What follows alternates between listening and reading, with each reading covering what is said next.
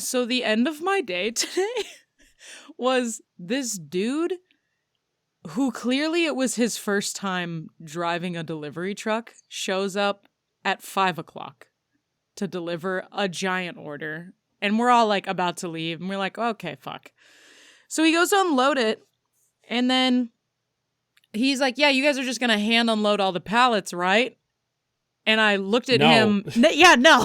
Hard pass. Absolutely not. But I looked at him like he grew 3 heads and was like, why the fuck would I do that? And he told me that he didn't have a ramp on his truck.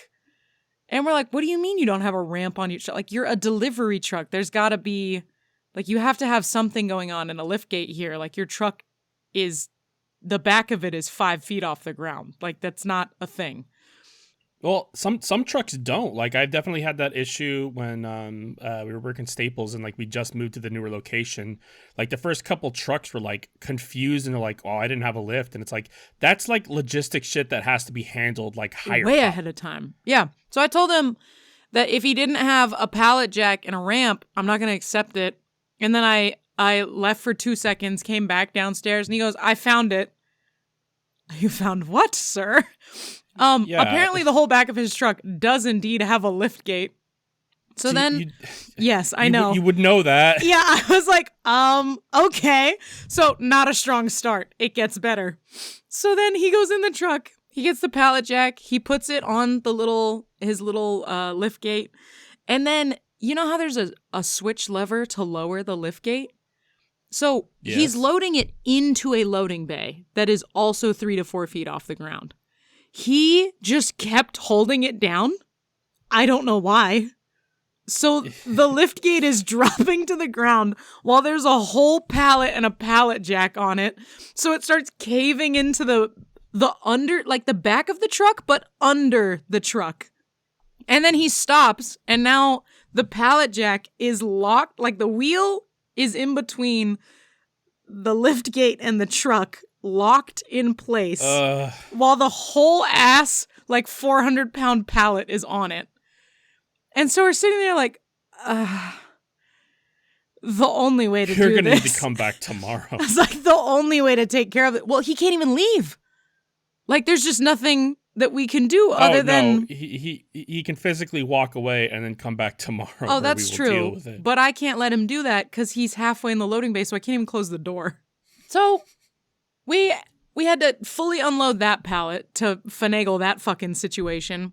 And then every other pallet after that, except for literally the last one, and we unloaded 8 like 500-pound pallets into our loading bay. He kept dropping dangerously low. He didn't go so low that the wheel dropped out, because I was like, hey, instead, let's put the main wheel like inside and we'll just kind of hop the gap, like the inch of space, and then you can lower it down so that we don't deal with this again. So we were doing that, but he kept lowering the whole fucking thing so low that we were like pulling it up instead of just off the ramp. I was like, sir, how did you get this job, and was it yesterday?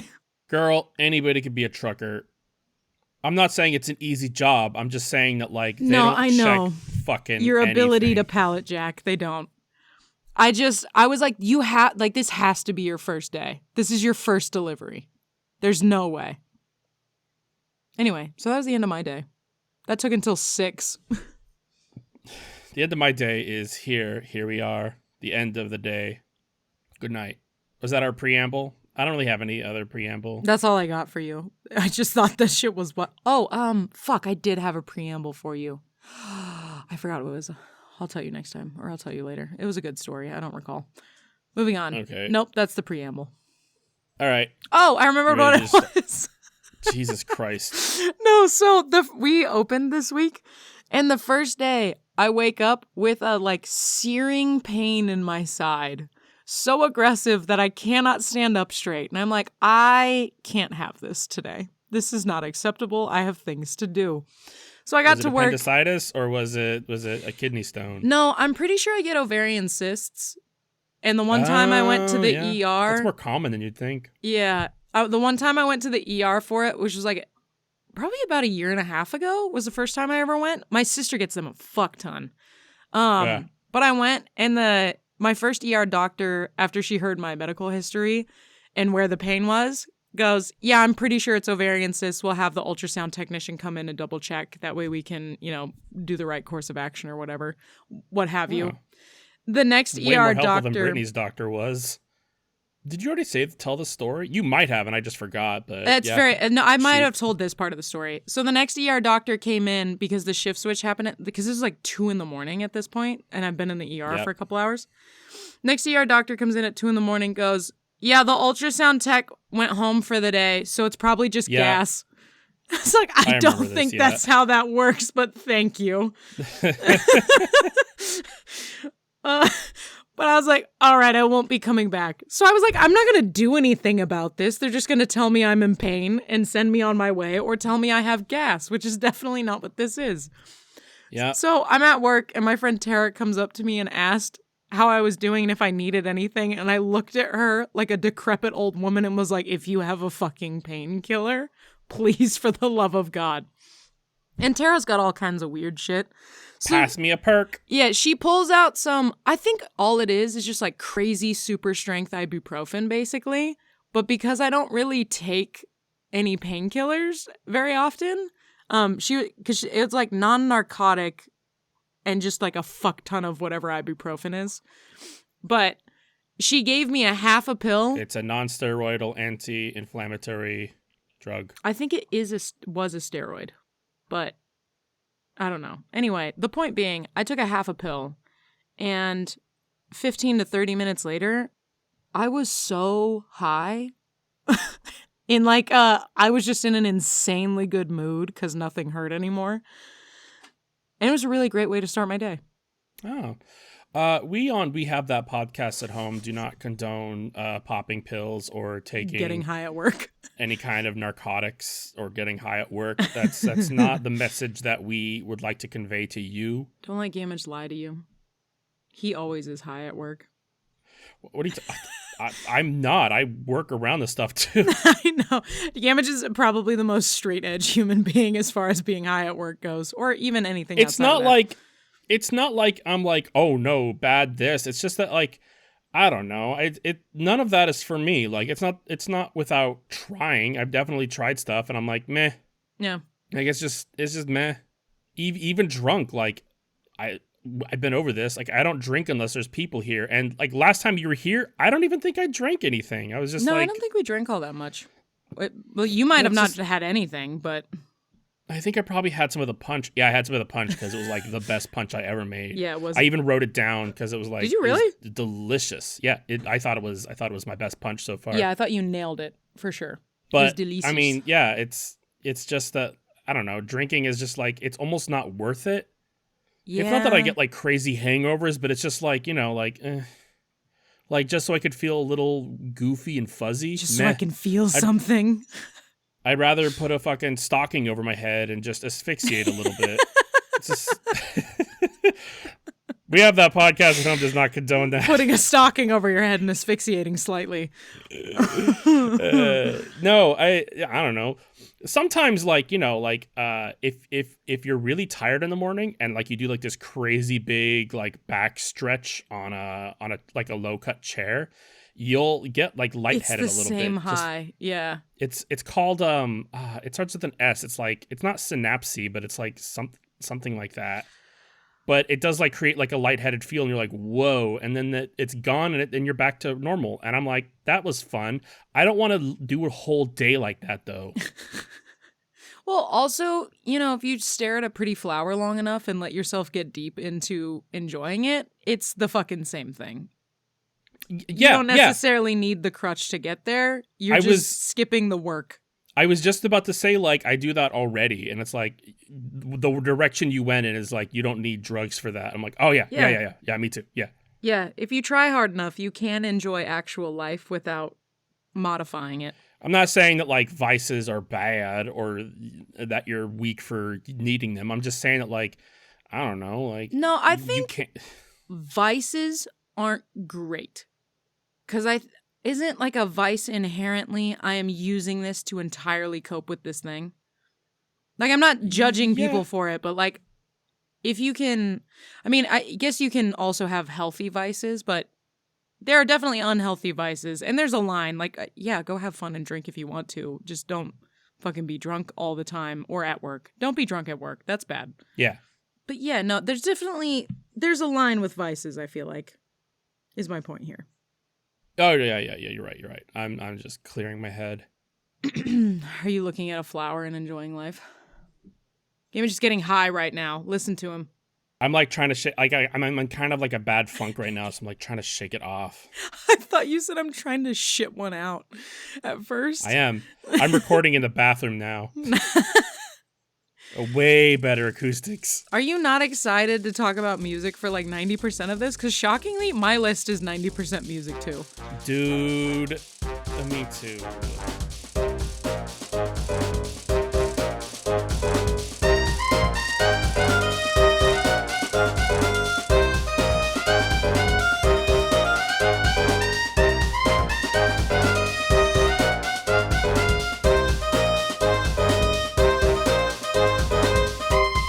Welcome to We Have That Podcast at Home, the only podcast to review the year, but really just mostly music. This is just an excuse for us. I'm on brand Gamage. And I'm on brand Rachel. Oh God, that's also me. And this is each our week.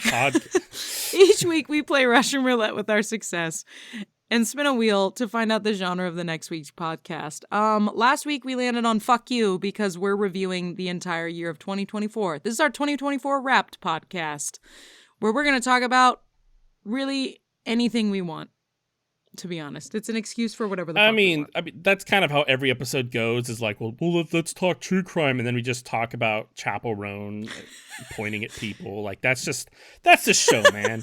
But we're saying goodbye to 2024, for better or for worse. Yep. I actually can't decide if I like this year or not. I really hated this year, but then at the same time, I'm like, there are some gold moments. Yeah, there's some interesting parts of this year. I feel like, I don't know why it feels this way, but this year feels like a year in transition. Like it wasn't amazing, but it wasn't bad. It's kind of like when you have a sequel to a really good franchise, but it's really just getting you to the third movie, and you don't hate it, but it's not. It was Thor 2. This was the like, Thor I don't want to go 2 back of in years. No, because Thor 2 I skip.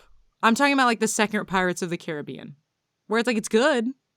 I want to like Thor 2 though, because it's got Christopher Eccleston in it. Like, Jesus, like, but I want to like it so bad, and I skip it. And every time I put it on, I'm like, ugh.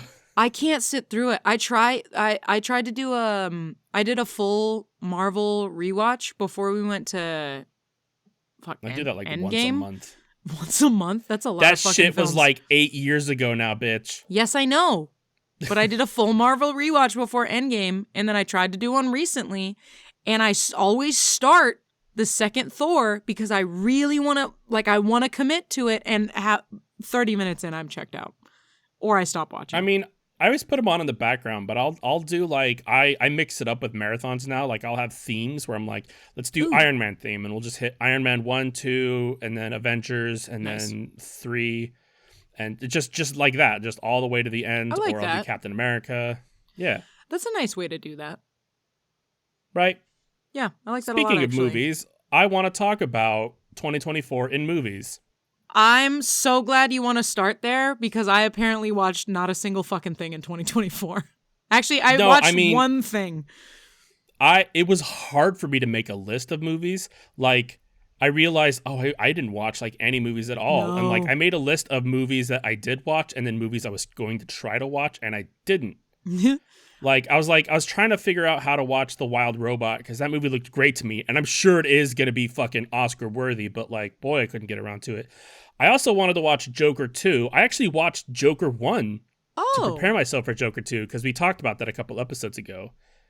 And I was kind of hoping that I would watch Joker 2 and kind of like it, because I really didn't like Joker 1.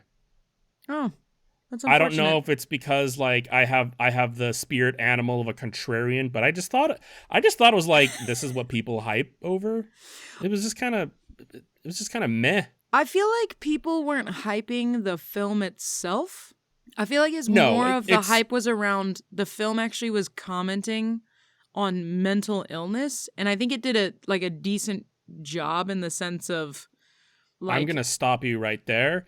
I think 90% of the fandom and reception over Joker was literally just chuds fucking fantasizing about Joker and how awesome Joker is and shit, and just being weird people. I don't think that they were even entertaining the notion about mental illness. Oh, so I might have a super disconnect from this because that came out when I lived in Korea. So I have a very small basis of people to base the opinion of this movie off of. No, I mean, it's just like if you go online anywhere on the corner of the internet and you anywhere that has Breaking Bad memes, you know what I'm talking about. No. You'll see Joker memes too of like we live in a society and you get what you fucking deserve. And it's like, okay, they're not commenting on mental illness. They're celebrating mental illness in the wrong way. It's the same people that miss the point of several other movies we've talked about. Scott Pilgrim, American Psycho. Yeah, I etc. guess. I think my thing was I liked that it didn't shy away from the concept of like showing mental illness, but not in the, I don't know, like I feel like a lot of movies that do like, oh, I'm a mentally ill, I don't know, murderer or something, go real basic. Take your dog's collar off. Okay. I was like, I get it every episode. You know what, Gamage? You're also going to get the flap, flap, flap, flap, flap, flap, flap, because she's got long ears. So the jingle's only some of it. I don't know. I watched it a long time ago in Korea. And my defense here is that I didn't even know what BLM was. I was really confused for months as to why the Bureau of Land Management was in trouble. So, like, there was a vast disconnect in pop culture for me. For a minute there. Sure, I guess, yeah. I don't know, like, I was just thinking that, like, you know, because I remember you were telling me about the mental health awareness in the movie, and I was watching and I'm like, I think that there's several other movies or TV shows that I think does, like, a much better job at it. American Psycho, even. Look at that. Yes, I mean, they do a better job of it. I think what I liked is just, I think a lot of times when shows focus on mental health, like, it's really pigeonholed. It's like depression and anxiety, that's all you got. It doesn't really dip into the like actual instances of mental health that people can like the mania. Yeah, like I recommend mania. If you want a comic book movie about mental illness that kind of like transcends awareness and stuff, I recommend Legion. That was on FX. Shucks howdy, it was good. Aubrey Plaza's in it, fucking incredible. Ooh. Legion is about Xavier's son, although it never says Xavier or any mention of the X-Men, but it is like, if you know comic books, you know what Legion's about. But yeah, it's about him, and he's got God powers. He could fucking warp reality to his will, and he's like in a mental institution because he doesn't quite grasp the concept of his powers, and like it's out of his control. So he's just like, oh, I'm crazy. And the movie does a fantastic job at portraying that, I think. Oh yeah. Plus, it gets really mind-bendy, and that's what I like. Yeah, that's valid. No, I don't think Joker should have been as insanely award-winning as it was. I think it's a good movie. Yeah. Oh no, yeah. Fact Checker said it had good acting, and I agree. Joaquin Phoenix is fantastic. Like I thought I forget her name, but she's the girl that plays Domino in Deadpool. She's a fantastic actress. No idea who you're talking about. She was the love, quote unquote, love interest in Joker. Yeah, I watched it so long ago, I can't bring a face to the name. I conceptually get who you're talking about, but I don't have a visual. Spoilers for Joker.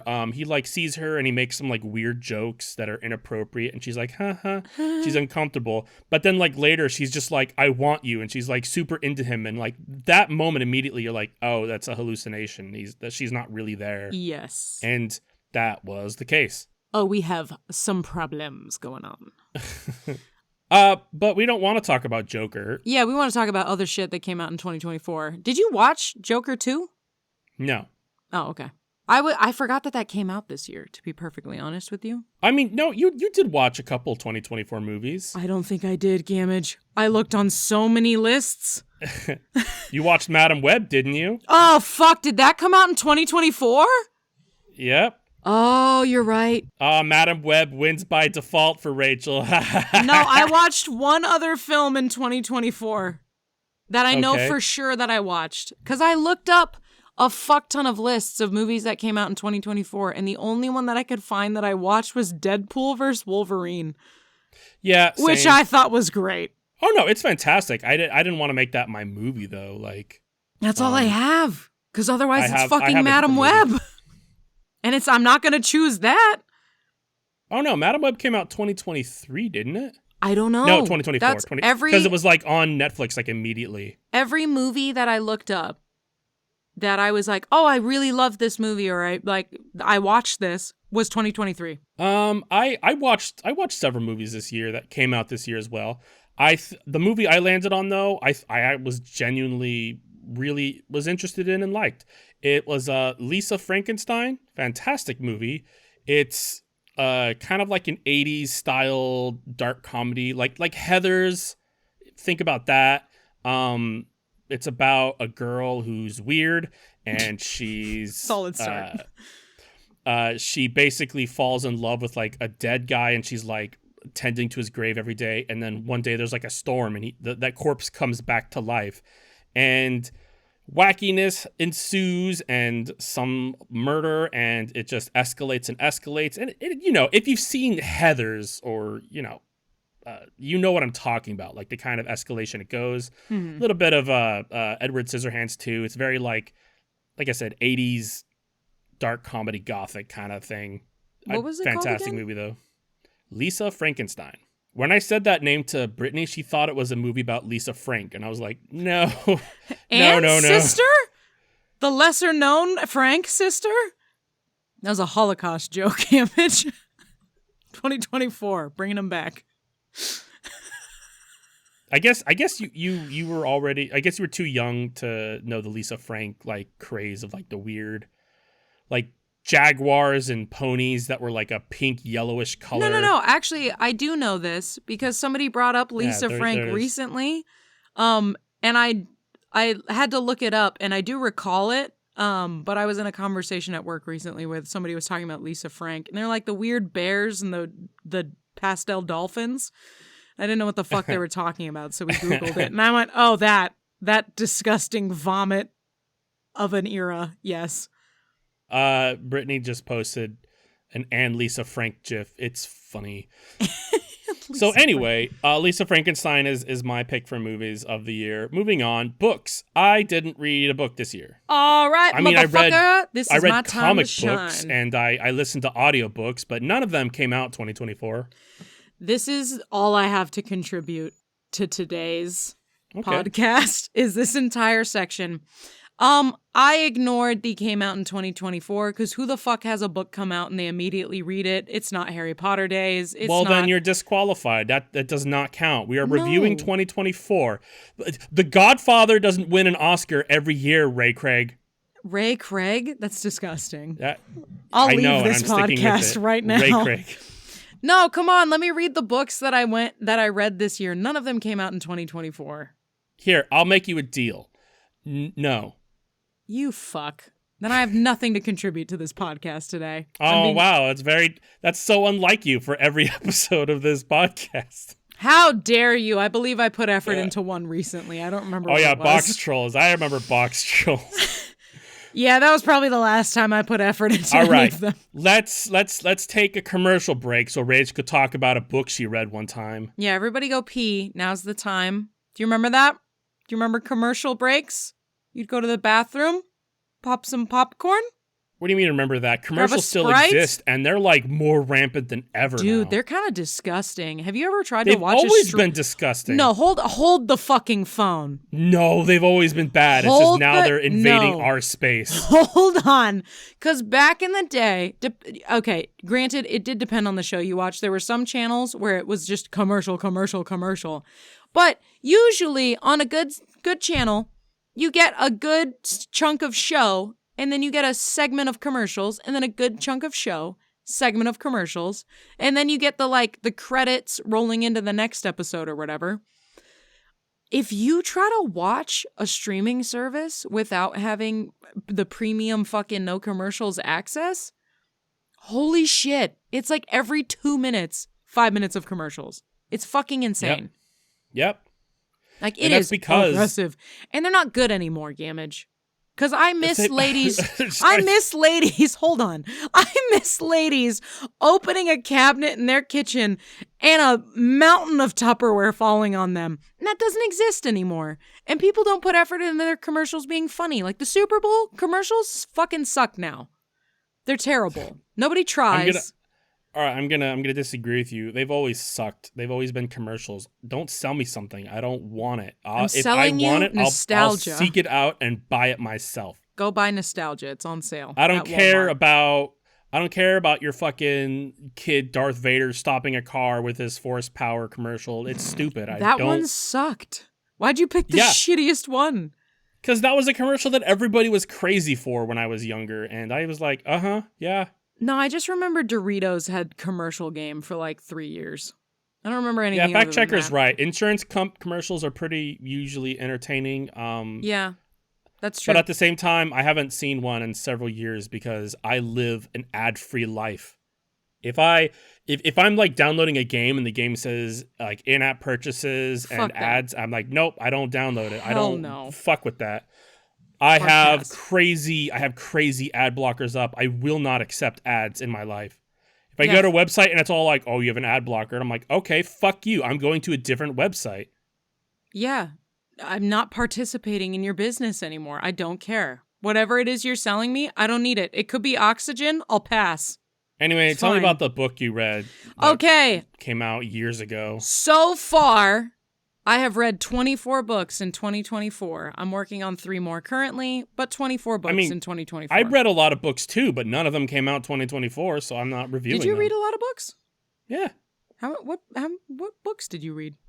We don't talk about books enough. Like a lot of animals. Oh, yeah, you have been telling me about that. Yeah. Would you say 24 epics of Animorphs? No, I definitely didn't do that much. But the other one was, the Jeanette McCurdy one. Yeah, that was that's on my list. That one was a really good one. Came out last year or the year before. I don't remember anymore. I think it was a couple of years ago because I was also kind of banking on that being 2024, and it was not at all. And could we count My Dad Wrote a Porno? No, because that's way older than 2024. Oh, well, it was. Is it the book? Sorry, I thought you meant the podcast for some reason. I don't know why. No, the podcast, but like I'm like, do we count that as an audiobook? Like if you listen to it, like you're technically getting the book. You're just also getting a lot of commentary with it. Yes. Fantastic podcast. If you haven't heard it yet, go do that. It's don't think like, oh no, I don't want to hear a porno podcast. There's nothing sexy about it. No, My Dad Wrote a Porno is not a sexy feature in your life at all. No, I feel like if you listen to audiobooks, that counts. And here's my reasoning why. Absolutely. Recently, somebody asked me this question. They said, or not asked me the question, they sent me, I think I'm cheating when they were talking about their book list for the year or whatever, because I listen to audiobooks. And I was like, so blind people trying to enjoy a written medium is cheating? And they backed off real fast. If you can go to a book club and talk about the book that everybody else read, that you know it all. Yeah, you're fine. Then, that's you've experienced the book. Don't let book snobs fucking get you down. Or you didn't actually read it. You didn't look at the weird ink on the tree pages and hallucinate vividly. Yeah, like it's fine. You experienced it. You're part of it now. You read the book. It's cool. Just because you read it with your ears doesn't mean anything. Anyway, give me your top one. Oh, my top one? Yeah, I'm looking at the clock and I'm like, ugh. Okay, all right. My top one is a book called Summer with Sasquatch. How many H's are in At least 5. Okay. I was trying to summer with It's not my summer with Sasquatch. That's why I stuttered. Is because it's not my summer with Sasquatch. It's just summer with Sasquatch. The reason I stuttered is because it's a Sasquatch erotica. Is it a person named Summer with a Yes, Sasquatch? yes. That's why I stutter. Is because it both takes place in summer and it is a person named Summer. I was making a stupid fucking joke. No, it is exactly what you think it is. I didn't even put two and two together the first time I read the title, and then I started reading it and went, "Oh, I see." No, it's a Sasquatch erotica about a woman. We can figure out the rest. Who's with a really terrible guy and then leaves him and finds Sasquatch in the woods, and then they start having an erotic romantic relationship. And that's easily the best book that I have read in 2024. All right, and what year did it come out? I don't know, actually. I'd have to Google that. Probably did it come not out 2024? Disqualified. So. Next. Oh my god! It came out in June of 2024! Oh, no shit? Holy fuck! I've read one 2024 book and it's fucking Summer with Sasquatch. Fuck you, it counts. That beat me. Oh my god, this is the best day of my life. Thank you, Summer with Sasquatch. It came out in the summer. It did. Oh, that's so funny. Holy fuck. Sold. Done. That's the episode. Go buy Summer with Sasquatch. It's available on Amazon and weirdly thrift books for more. I don't know. We got it. We got to fucking pedal to the metal. Video games came out. Astrobot won Best of Game of the Year. Good job. There was a lot of mediocre games. Ever play Stellar Wukong? Blade made PP hard, but otherwise it was pretty mediocre. I did not play Wukong. I didn't want to play it, and I definitely don't want to play it now. Okay. I was just curious. Because I heard good things about it, but I also know nothing about it other than what I saw at PAX. I mean, it's kind of like an action-y kind of Soulsborne-like game, but also the lead developer's kind of a character, and he said a lot of sexist, racist shit. And then you know what? The Game Awards came out and he attended, and then he was pissed that his game didn't win. He won 2 other awards, but he was mad that he didn't win the big award, and he said that it was like a big waste of his time.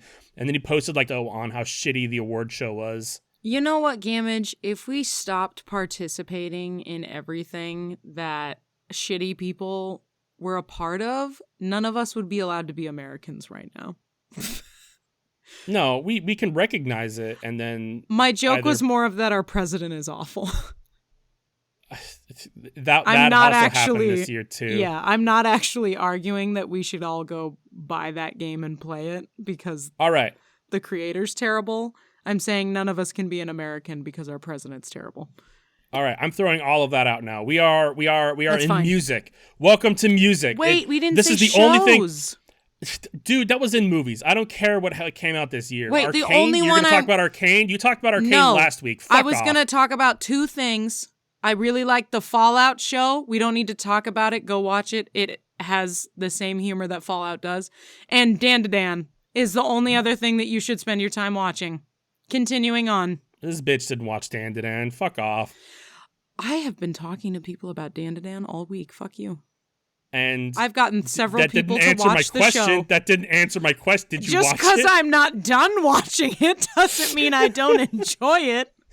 This dumb bitch. Okay, I also didn't watch music. any shows in fucking 2024 other than those 2. I watched several shows that came out this year, but I don't care. We're not going to talk about them. We're moving on to music. Shut the fuck up. Oh, we're moving on when I want to talk about it. Fuck you. So I want to talk albums. I wanted 90% of this episode to be about this, but Rachel talked about books and shit. I also talked about a guy driving his forklift in Rachel's the back of his done truck. talking now. Who? I can't hear you. You can't hear me? Yeah. Are you being funny? No, I'm just annoying you. No, you're right. You're not being funny. Yeah, I know. I wasn't trying to be. I just wanted to annoy you. So, I want to talk about albums. My pick for best album, I have already recommended this year. Can you guess what it is, Rachel? Joey Valence and Bray. No. Oh, then no. You can't guess what my favorite album of the year you was? suggest like 6 albums every episode. I can't keep track of them. Literally. I've started trying to write them down and I can't.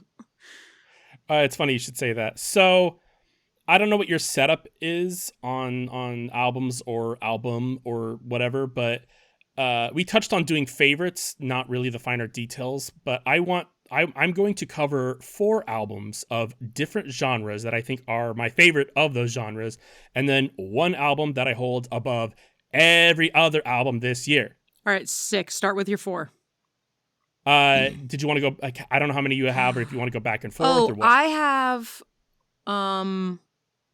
I have like 2 albums and a fair amount of songs to suggest, but I don't do as much analysis as you do, so I can just pepper things in. But what we're going to do is we're going to talk about these, and then we are going to check out my YouTube Rewind and Rachel's I forgot about that. Spotify Yeah, we are. Unwrapped, because I haven't looked at it at all, and it's been driving me crazy for like 2 months now. Yeah, I'm real excited. I keep getting, and whatever the top is on that is going to be my supreme end of the year final recommendation for better or worse. I'm intrigued because obviously same. We've agreed contractually.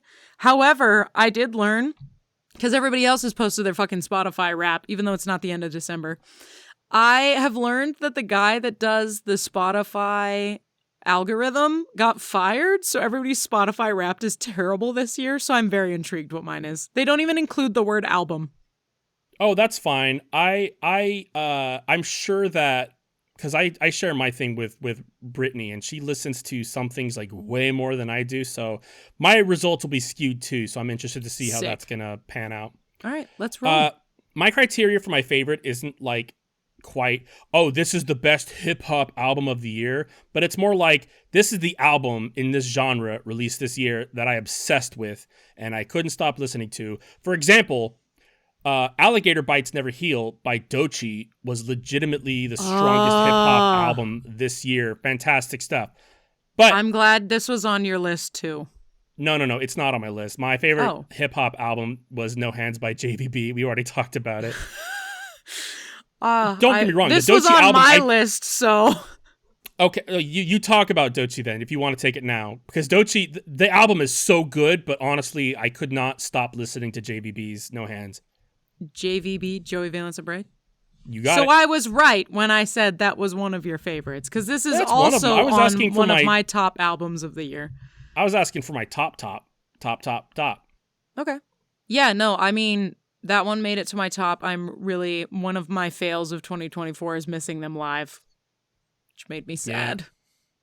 That show you could have gone to also had Chapel Roan, so I know. Gonna be a lot hard. That was like right before she blew up too. Yes, and never again. She didn't even do drag for that show too. She wore jeans and a shirt. Yeah. Like it's like super casual. Like it wasn't a thing. No, it's okay. I will forever have missed that moment in time, and I can live with this regret. And on my deathbed, I'll tell my grandchildren about it. Talk about your albums. I don't have. This is a perfect segue to talk about Doechii's album, which, by the way, had Boom Bap, which is amazing commentary on modern rap and the expectations that pressure her. Fantastic album. Yes. Fantastic album. Sorry, I don't do like as much analysis as you do. No, it's fine. Yeah, no, Doechii, fucking fabulous. I was a really big fan of Nissan Altima. You're right that Boom Bap is so good. Is fantastic. I like the name Boiled Peanuts just because I like it. Boiled Peanuts is also a fantastic song just in general. I mean, the whole album's fantastic. It's good. It's good. I also really like Balloon by Doechii, and I'm sorry, I'm trying not to burp and it's not working very well. Balloon by Doechii and Tyler the Creator is a good song as well. That's the one on no Tyler the Creator had an album out. I thought it was just okay, but he had Doechii on his album too, which I thought was fun. It's from his album called Chromacop, sorry. It's Chromacopia. Is it? Oh, my fucking thing's short. It totally just cut off listened the last to the half album of that. No, I like the song Sticky with Glorilla Sexy Red. Yeah. That album. I don't think the album wasn't bad, but that was my favorite song from that album. Doechii was also on a song with Katy Perry. She had a good year. Oh damn! I've Really? been Good for following Doechii. Doechii for fucking years, so like it's Actually, great seeing her blow up. good for Katy Perry because she needed the help. She really did. Well, like the whole she abandoned Woman's World like as So fucking, fast. She's like, oh, this sucks. Okay. Run. But anyway, back to No Hands. Yeah, No Yes. Hands. My favorite song off the album was Omnitrix. I already talked about it. But No Hands is the best written song. It's like a celebration of the journey they put behind them. And Do you ever? Sorry, continue. do I ever what? I didn't mean to cut you off. I was gonna say, do you ever, when you listen to an album, start with a favorite song and then it changes after you've listened to it like 417 times? Yes, actually, so for me, a favorite isn't something that like I hear and go, oh. I mean, it can start that way, but a favorite is something I look back on and go, I realize that I can't live without this after time. It's a favorite is something that grows on me. Like I didn't grow up like, oh, Spider-Man's my favorite hero, but like somebody one day was like, you sure know a lot about Spider-Man. He must be your favorite, huh? And I went, oh yeah. Well, fuck, you might be Oh, I right guess there. so.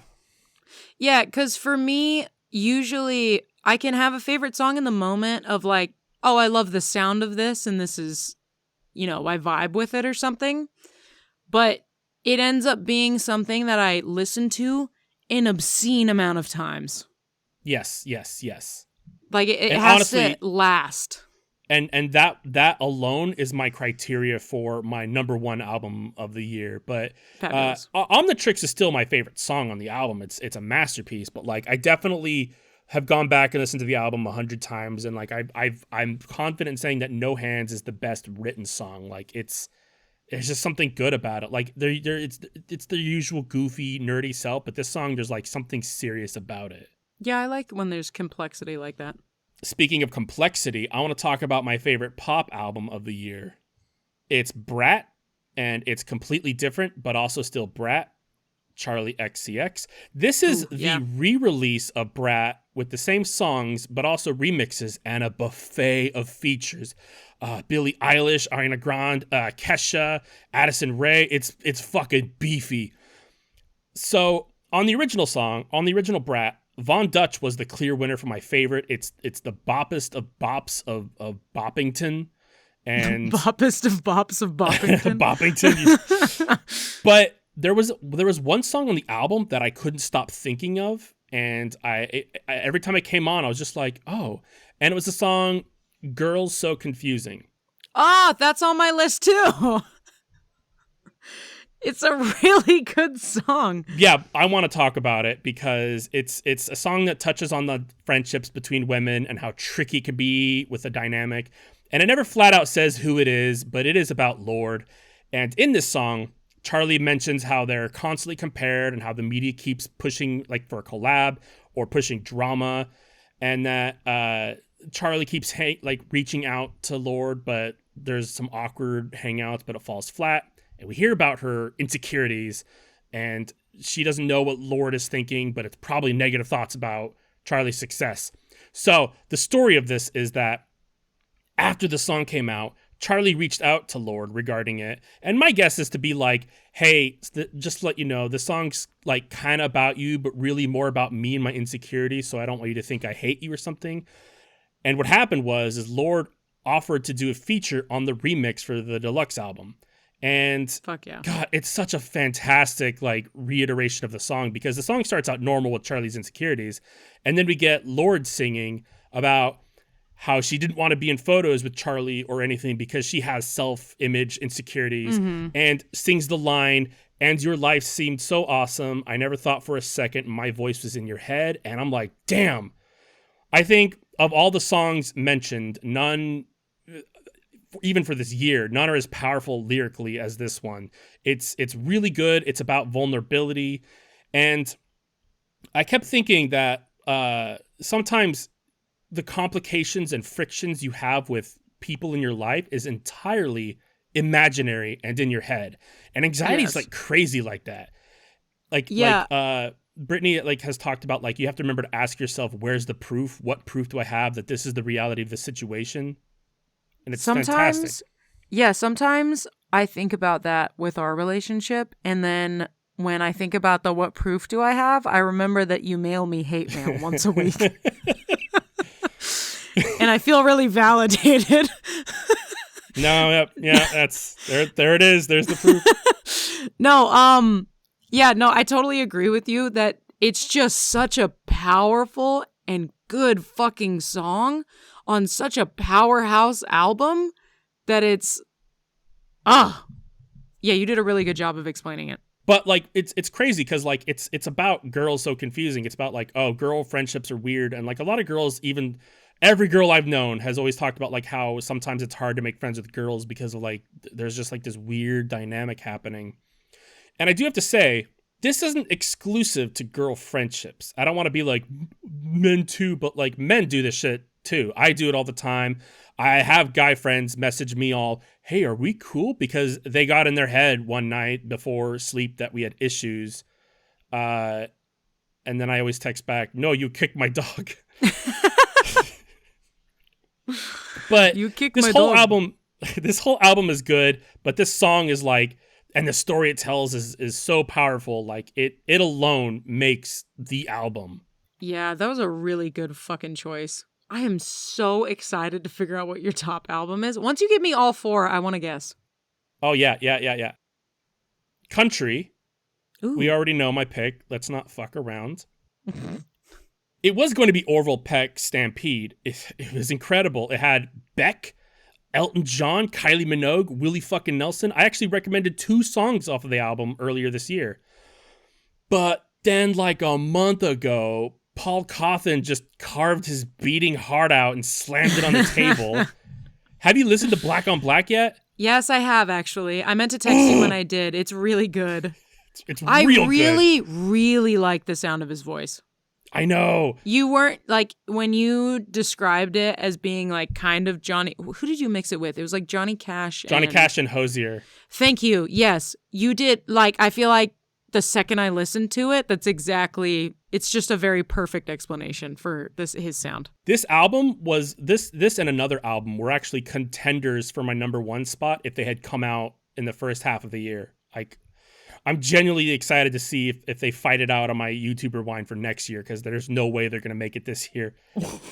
There is valid criticism that I've heard from many people regarding modern country music that I believe in, that it's about how like the Nashville pop country has been leaning on like background beats and clicks and pops that like vividly changes the music from like rural simple man's anthem into hip hop for people who watch Yellowstone. And I That's agree. a really like, good way to put it. And Black on Black is not without this kind of characteristic, but I do think that it's like from the perspective of outlaw country, it changes the entire tempo and makes it just fucking soulful and good. I've already mentioned my favorite song, Everybody Get in Line. It's a bop, but listening to the album 100 times over, I've settled on what I believe is the masterpiece on the album is Speaking in Cursive. It's slower. This song and album, let's be honest, aren't winning country awards at the country awards, whatever show Which it's is called. fucking unfortunate because it's really good. It's really unjust, but like that's kind of how the country industry is. It's like it's not Nashville pop bullshit of like people who've never worn cowboy boots a day in their life. Unfortunately. Let's talk metal. Yes. Metal had a good year, Rachel. I'm glad you're covering metal. Not that I'm covering fucking anything, but I actually had trouble picking metal until like a couple weeks ago because Serge Tankian had a new album. Castle Rat came in with a new album, and I love them both, but they only have like 6 songs on the album. Thank you, fact checker. CMT awards for country. I don't care. CMAs? I think it's CMAs because it's Country Music Awards. What would the T be? I don't know. Country Music Twats is what it stands for. Knocked Loose is a great metal band. They came out with You Won't Go Before You're Supposed To was a banger. And Bad Omens also gave an incredibly, technically not an album, but a soundtrack of an album that came out the year before. that has remixes, features, and live performances called Concrete Jungle. Fantastic. Ironically, my top metal pick of this year was featured on both of those albums that I mentioned, Knocked Loose Oh, really? and Bad Omens. Yes. That's funny. It's Poppy.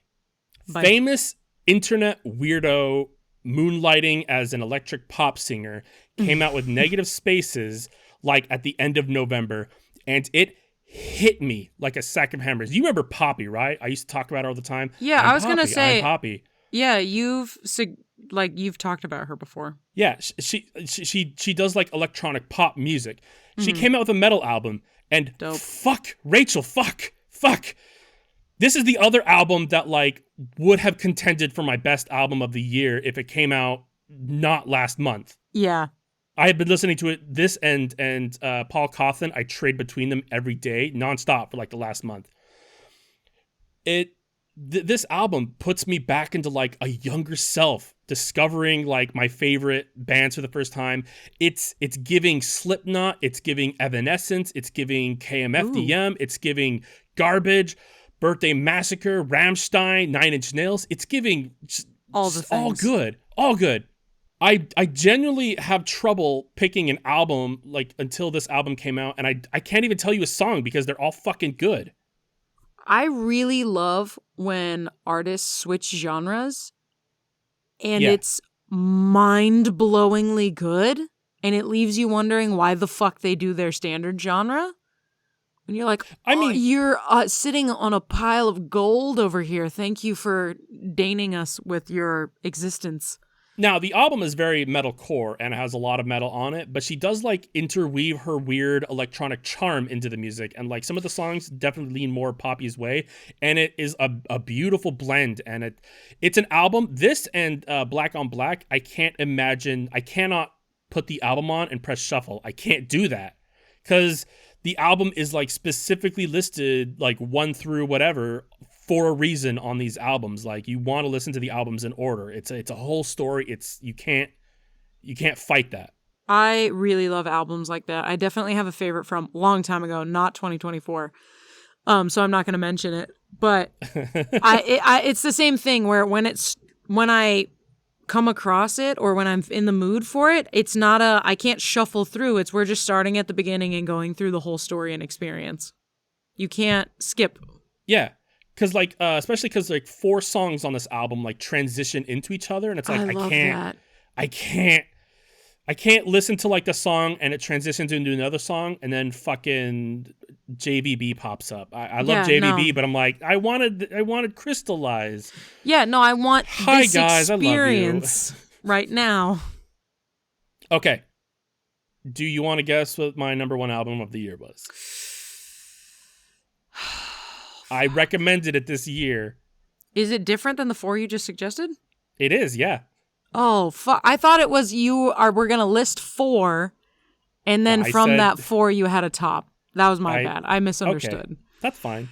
Well, then there's no way I'm going to guess what it is. That's fine. I didn't realize this was my favorite album until like, God, summer was over. But I don't know. Burp. Do you ever just burp and look at Brittany and just laugh? No, because she does it all the time. Now? Yeah. It's taking all the wind out of your sails. I've definitely been to a buffet and been like, oh, my stomach. Oh, I feel way better now. And she's like, ugh. Fuck you. I mean, she's been doing it recently now where she'll like burp and she's like, oh my God, this is so unfair that I just feel better now. And I was like, yeah, bitch. She texted me and Jasmine after, I think while you guys were at like Chinese buffet or something, and said those exact words of, I burped and immediately thought this is so fucking unfair. Yeah, it is. Sorry, continue. Favorite album of the year, because there's no way I'm fucking guessing it. I recommended it when it came out. Actually, before it came out, I heard a couple songs and I'm like, this album comes out this Sunday and it's good. Gangbusters Melody Club by Caravan Palace. I literally don't even remember. I recommended Mirrors when it was coming out. I was like, yeah, Mirrors, it's a good song. And it was a great song. I made a lot of playlists this year, Rachel. And I gotta start tacking on your playlist. I made a lot of playlists centered around all of the albums I already talked about. Like there's a metal playlist, there's a country playlist. But I found myself instinctively adding this album to every playlist and would not skip any song that pops up. Ooh. Even the metal ones, even the hip hop ones. This whole album is just like audible crack to me. I don't have a favorite song on the album. Spirits, holy shit, Spirits, Reverse, 81 Special, Blonde Dynamite, Fool. I'm literally just naming the song, City Cook, Villa Rose. But yeah, you're just going not quite down the list, but through the list. Avalanche's Fool. It's the perfect album to just put on in the background of like cleaning or parties, which I did and I will do again. It's that just threat? I'll do it again. Swear to God. I'm expecting this album to be at the top on my YouTube rewind, but honestly, I don't know how, but They Found Me did Gloomtown Brats this year, and I love that album. Not as much as any of the other albums I mentioned, but Brittany listened to it a lot too. So I'm wondering if that's gonna like overtake it, just from like the medium amount of me listening to it and the heavy amount of Brittany listening to it. It's gonna overtake Caravan Palace. We'll see, but like Caravan Palace's Gangbusters Melody Club is like touched me in a way that like I should report them, but I probably won't. That's a bad joke. I should report them, but I probably won't. All right, yeah. What's your shit? Okay. I don't in-depth music. If you guys couldn't tell by all of the times I suggest music to quite as much as Gamage does. But I have a couple like top songs. We touched on some of them. So I had Joey Valence and Bray's The Whole Album No Hands is really, really good. The same have you heard album for the deluxe Doechii. Version? The what? The deluxe version of No Hands. They do a cover of Charlie XCX's 365, Freaks on the Floor, and they also do a version of Batter with Aisha Radhika. Fantastic. It's just a couple extra songs, but it's good to have. I want to say yes, but I don't think I have that one as ingrained. That's fine. Yeah, Doechii's album and Joey Valence and Bray were definitely on my tops. Rachel Chinarini is somebody that I discovered this year through Sabina that just... Oh, her sound is so good. I think her genre is listed just as like fucking alternative indie because everything... I did recommend a song from her. I think it's Perfect is what I recommended. Yeah, but I remember that she one. had a whole album that was so fucking good this year. The title of that one was Devastating Turn of Events. And I think my top songs from that were Never Need Me and It Is What It Is. And it was just really good. Like, I think her music tends to be kind of like an sort of like R&B pop style. I feel like R&B is like the backbone of all music now, which is fine. Yes, which I'm super okay with. R&B used to be a very like specific opposed. genre, but now everything just kind of has R&B added to it, and it's great. It's great. Well, and that's like everything's like alternative indie if it's just falling out of other genres, but it's definitely like she has like a little bit of pop, a little bit of R&B, then so ultimately falls into alternative indie rock. It's like, okay, we're here now. In the same boat as everybody else. But great fucking album, great songs, super recommend. Another one that I think you would kind of like, Sadness as a Gift by, I don't know how to say this person's name. I think it's Adriana or Adrienne Lenker. That sounds familiar. The song, so they're also listed as like an alternative indie artist, but the song itself is more of like a folky sort of indie style. So it hits more like folky country than anything else, but it's just a very pretty sounding song. Yep, alternative indie. Yeah. Yeah, again, alternative indie, but it's at least like that song's definitely more of a folk sound vibe to it. But yeah, that was a really good song of 2024. I knew you were going to hit me with like the indie folk stuff, so I just left it. Well, I appreciate it because you had to leave something for me. So I'm glad I could bring one album. You weren't even going to touch metal. And we both did hip hop and pop. No, I'm not a big metal person. The only metal that I've really ever liked, and I think it was circumstantial, is The Who. And it's not because I don't enjoy it. Like, some of it is really good. It's just not something that I can background listen to nearly as much. Like the closest that I ever really get is listening to, like, really aggressive punk music. And even that, I have to be in a super specific mood. You like Castle Rat, didn't it? Yeah. No, I mean, I liked it. But I don't necessarily go out of my way to re-listen to Castle Rat. I listened to it because you suggested it and was like, yeah, that was good.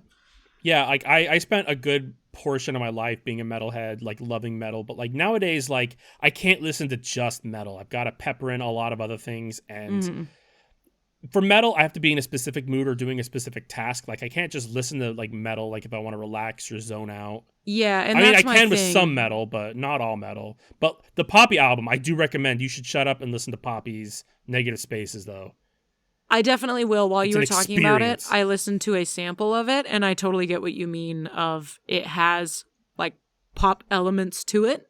It sounds like the like early knots like metal scene, like Slipknot, Evanescence. It's fantastic. Well, Here I am talking about it again. and I like Evanescence, so definitely gonna go check that one out. I've been saving every album that you bring up. Fantastic. Good. Yeah. Good. Good. Yeah, no, metal's just not usually one that I seek out unless I'm in a very particular mood. So it's not a default song, like music genre to me, whereas apparently alternative indie funk tends to be my default genre that like I can jam to in the background of life. Yeah, I definitely don't seek it out either, but like I was definitely like, oh, I need some rock or metal album, and it took me a little while to find something because I was even looking in rock, like, come on, rock, what do you got for me? And like, there were things, but like it was just kind of meh. But then the Poppy album came out, and I was like, wow, an angel from the heavens. Come down to earth for me.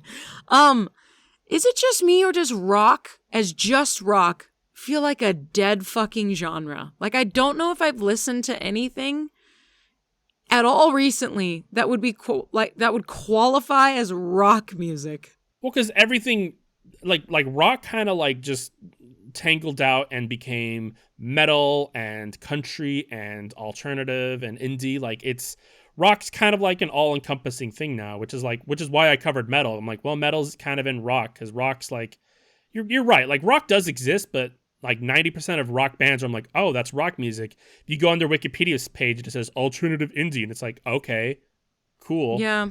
That's where we're at and now. I guess that's the thing is it just got absorbed because it exists, but it exists as a hybrid of many things. It's like it genetically breeded itself out.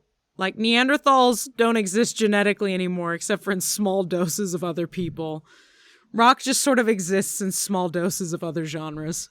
Yeah, if I do new rock for 2024, I get Ghost. There was Ghost, yeah. Well, Ghost is metal too, isn't it?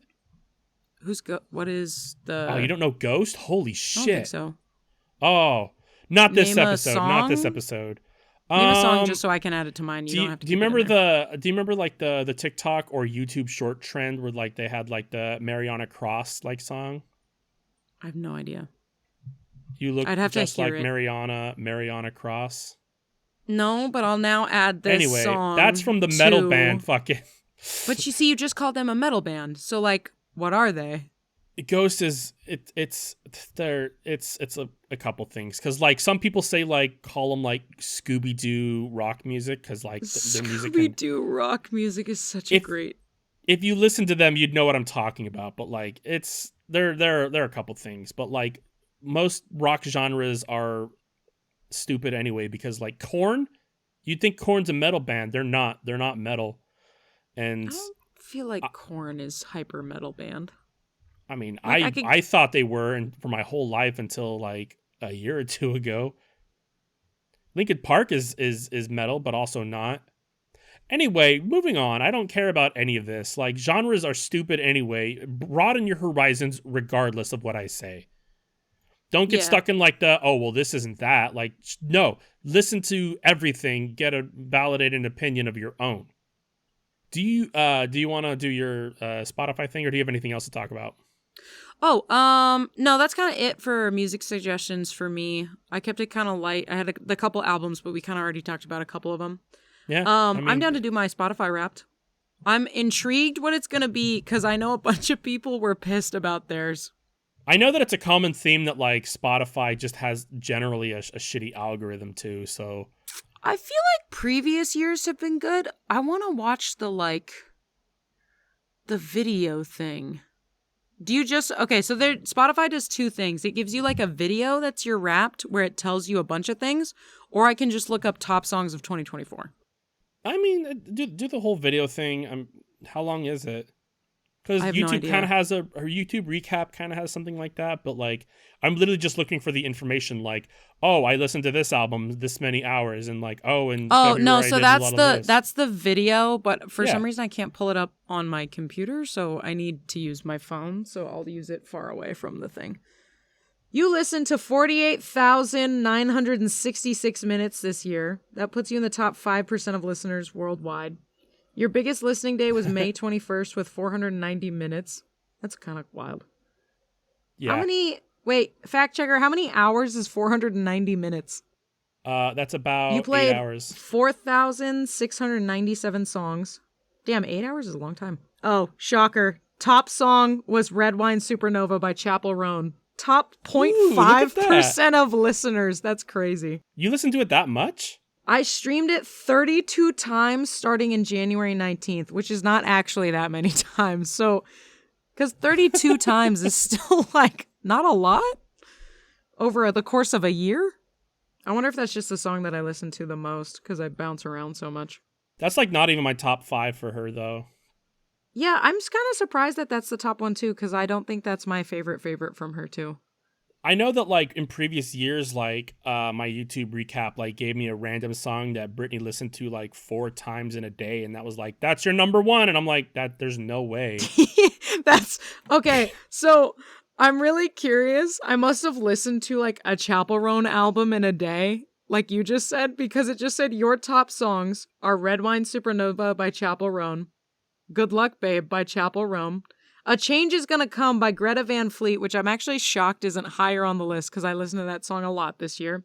Awesome. Taste by Sabrina Carpenter, which I don't know how that got on there because I definitely like Sabrina Carpenter, but I don't think I've listened to her that much. And then Hot to Go is number 5 by Chappell Roan. Apparently you go through one homoerotic breakup in 2024 and it ruins your Spotify algorithm. Well, start listening to Caroline Kingsbury. That's another homoerotic. There you go. I can start diversifying. Yeah, listen to "Kissing Somebody Else" is a good lesbian breakup song because it's Caroline Kingsbury. Yes, okay. Kingsbury. I've recommended her before. She's fantastic. Unrelated to music, I guess, but 13,708 minutes listening to podcasts this year. I wish I listened to podcasts on my YouTube because I listened to it on a different one, so I'm not going to get that data. My music evolution in May, Spotify says my music style was surf crush roller skating indie pop. That's a really wild title. You were really into artists like Landon, Conrath, Remy Wolf, and Harbor. May was Wild West Beach Country. And I listened to Dolly Parton, Megan Moroney, and Zach Brown Band. Megan Moroney, that's a good person to mention for albums this year. I think she had a new one that was really good.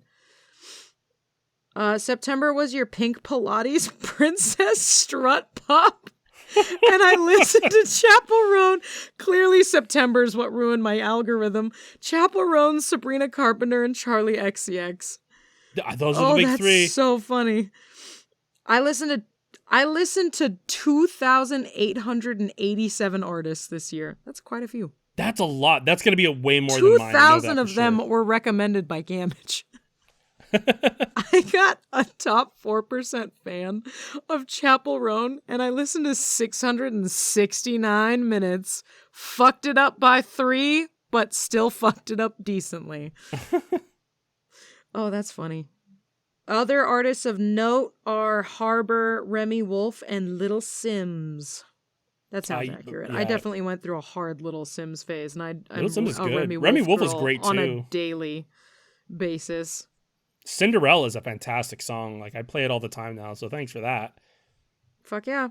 Oh, how cute. It gives me a little video from Chapel Roan thanking me for being in her fucking obsessive fans list. All right. Is it my turn? Yeah, go for it. God, I'm so excited for this. I'm so excited. I'm hyped to hear what yours is. Ah, me too. 2024 recap. How do I access it? I'm having the same problem you are. I'm glad we did the same thing. How the fuck do I get to this? While you're looking for yours, the second you get done with Chapel Roan being in like my top 5, it switches to Rich Girl by Daryl Hall and John Oates, which is funny that it's not just Hall and Oates. And then Wait, TYN by Harbor, which is a great song, followed by Jesse's Girl by Rick Springfield, Brandy, You're a Fine Girl, Looking Glass, and 9 to 5 by Dolly Parton. Just really funny that that's the follow-up to Chapel Roan, Chapel Roan, Chapel Roan. I think I might have to do it on my phone too. Yeah, I don't know why it won't let you watch the fun video. Your recap. Hit me. Get my recap. 2024. It is here, your 2024 recap. Let's kick things off with a vibe check, shall we? It's probably playing music that I've got muted. Yep. You're listening this year. It's giving peppy, energetic, cheery, and indie. Oh, it sounds like mine. You racked up 47,278 minutes of listening this year. Holy fuck. That's a lot. You explored 3,181 different tracks. Oh, but nice. one became your theme song. I'm so hyped. Joey Valence embraced Punk Tactics. Nice. Good choice. First listened to January 9th. Total listen time, 198 minutes. Holy fuck. That's a lot of minutes. 81 total listens. Number 2, Hula Gang. Number 3, Spirits by... yes. Caravan Palace. Yep. Spirits, and then Gloomtown Brats. I don't know how about they found me. Hot Shit, Tom Cardy. I was talking about that one last week. That's funny. So Punk Tactics, Hula Gang, Spirits, Gloomtown Brats, and Hot Shit are the top 5 songs on my 2024 soundtrack. Fuck yeah.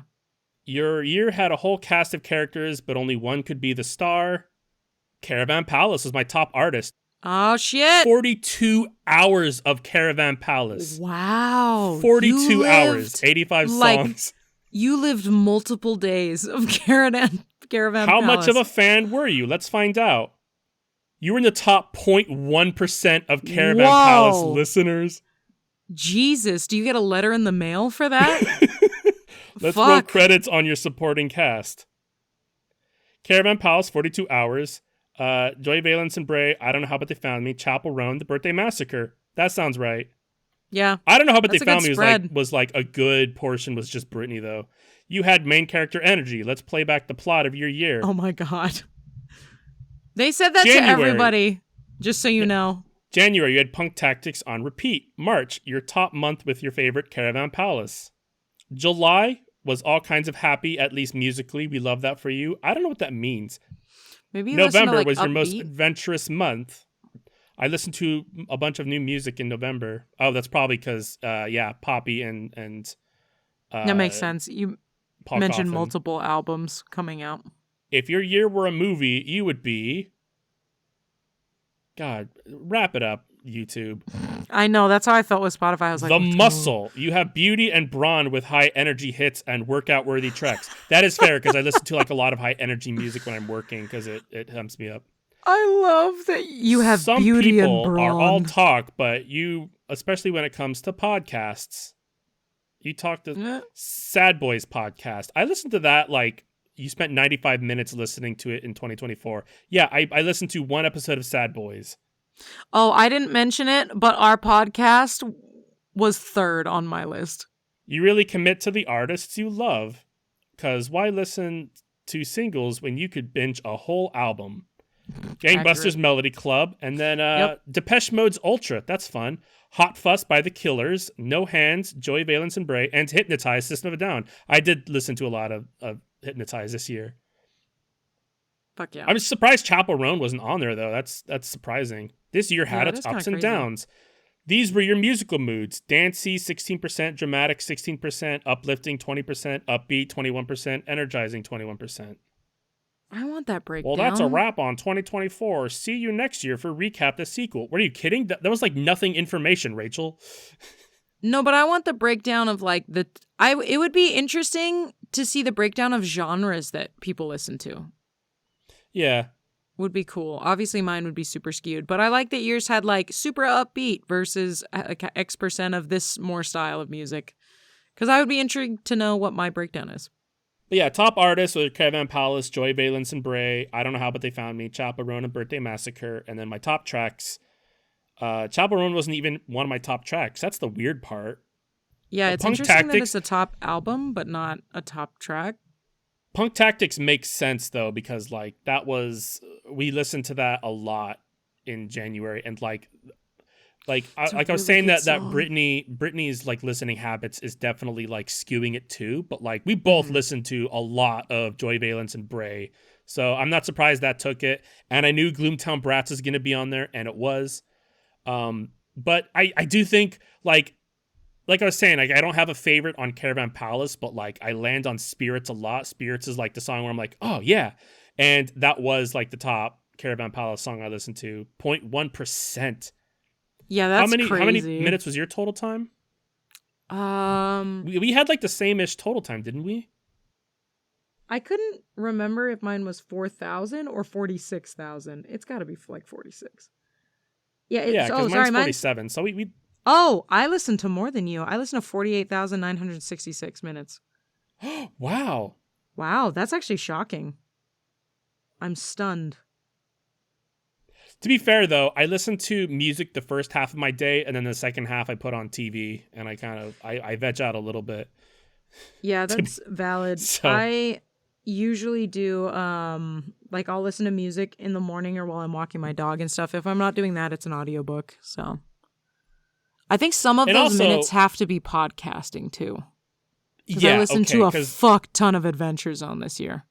Thank you for listening to a whole ass year of us. Well, that was 2024. Yeah, Gamers was really excited. It was great. Yes. Rachel is going to finish the rest, and I'm going to take a cocaine nap. I don't know if those two go together very well, but feel free to fall in that pillow of powder. Thank you guys for listening. If you liked what you heard, or you have songs to suggest for 2024, for the love of God, nothing would make us more excited than if you sent us more music to listen to. Yeah, please like, subscribe, download on whatever your most favorite is podcasting places. If you want to talk about a thing or hang out with us more, it's whtpah@gmail.com. That's woodpaw@gmail.com. You can follow us on Instagram at We Have That Podcast at Home. Fact Checker posts really nice little reels and photos. My brother is consistently very excited about them. It's cute. And he's a youth and he likes them, so you should like them. You can also find us at WHTPAH on Blue Sky. That's Woodpaw on Blue Sky, because fuck Elon Musk. That's my takeaway from 2024. He's a twat. Oh, how bold. I know. I'm a contrarian. Fuck Elon Musk. I would like to take this moment to thank me for the use of our theme song, Sweet Swings Are Made of These, off the album Licensed to Dill. It's available in the gift shop of the Fourth Tower of Zarathel, Baron of Darkness, Wyoming chapter. Nice. I get so entertained by that, and that's an excuse because I just forget to open the wheel. Anyway, your next episode will come to you from a brand new year, which is crazy because some part of my brain is still stuck in that like 2019 to 2020 when everybody was like, it's going to be a great year. And then shit got wild.